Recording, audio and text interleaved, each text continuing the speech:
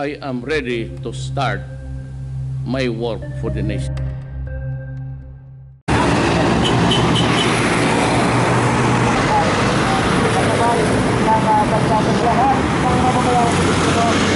Upang ilantad ang tunay na kalagayan ng ating mga manggagawa.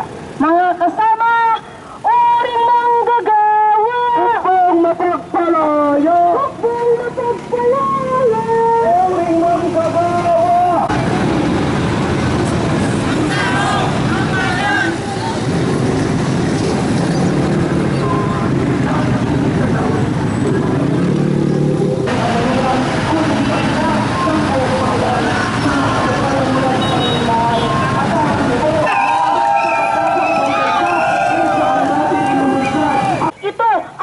Pagkakataon, nakaukit na sa kasaysayan ng ating pakikibaka dahil ngayong araw, July 25, tayo ang naiyan ng Timog Katagalugan, ang unang delegasyon na tumunto sa natapang Katagalugan!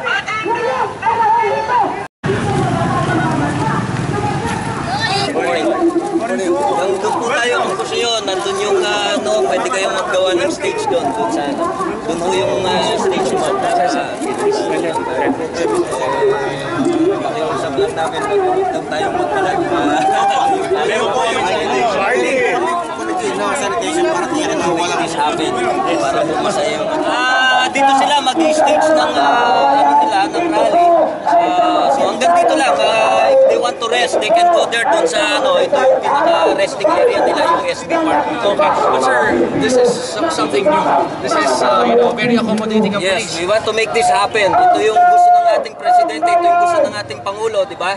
So pagbibigyan natin lahat ng mamamayan, di ba? At inaasahan naman natin na ito yung magiging tahimik at payapa. Kami naman nag-decide na palapitin na natin sila ng gusto para masaya naman sila. Diba? Kaya sabi nga nila, this is the first time.